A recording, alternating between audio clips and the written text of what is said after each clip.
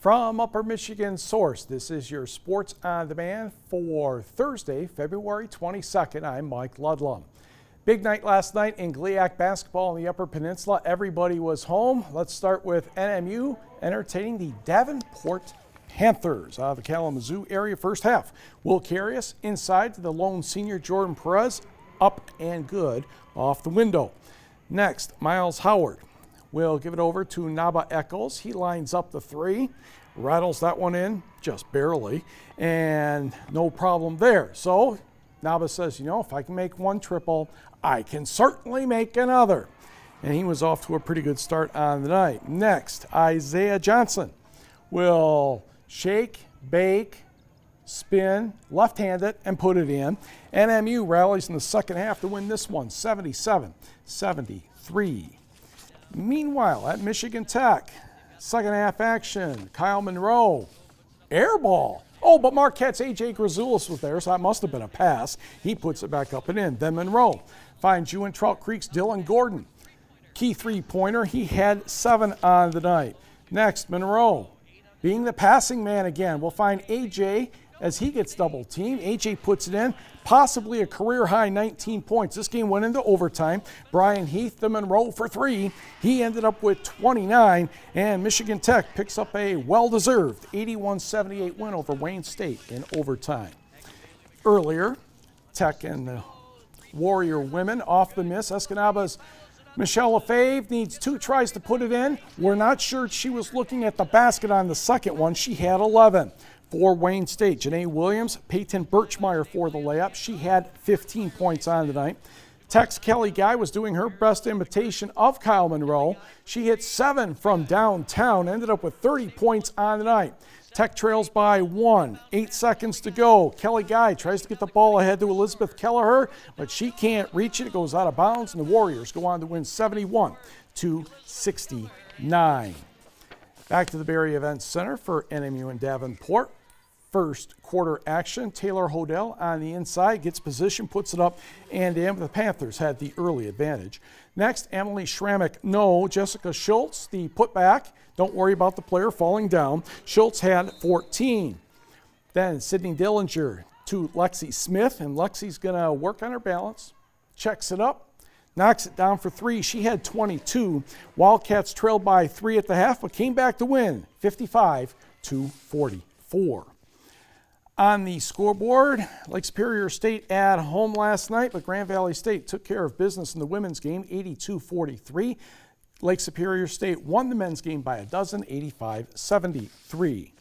High school basketball, Ishpeming holding senior night before the game against Kingsford. 5 seniors, they only have 8 on the roster at the moment. Hopefully that will change next week for districts. Mariah Austin takes the skip pass from Chloe Schoholm and puts that one home. Hematites get on the board first. Next, Brooke Kriegel. Nice pass ahead to Olivia Allen, the easy layup, and we're tied at 2. Jordan Kriegel will dish it back to Sam Cross. She's going to knock that one down for 3. Flivers with a 1-point lead. Mariah Austin will hit the next shot for Ishpeming. It took a while for the Hematites to get going in this one, but they would get the victory. Ishpeming wins it 54-36. On the girls' scoreboard, Waters meet 5 better than Wakefield Marinesco, 72-67. The big story, Bethany Baldwin had 63 points for the Nimrods. That ties for second place on the MHA SAA list for single game scoring. That's right, 63. Okay, elsewhere on the scoreboard, Menominee defeated Marquette in overtime, 47-42. Gladstone, 11 better than Iron Mountain, 52-41. Not much scoring, but in overtime, Hancock gets past Ontonagon, 35-32. Calumet, 68. Lakeland and Hubble, 39. Lance, a 13-point winner at Jeffers, 53-40. Ewen-TROUT Creek doubles up Dollar Bay, 72-36. Ironwood, 61. Bessemer, 36. Forest Park, a dozen better than Bark River Harris, 49-37. Kearney-Nadeau tiptoes past North Dickinson, 55-54. It was Mid-Peninsula, 14-point win at home over North Central, 41-27. Manistee in the win column, a 2-point win at Big Bay tonight, 33-31. Munising rolls past Rapid River, 82-52. Pickford by 4 over Brimley, 56-52. Did not hear from the Sioux and Rudyard.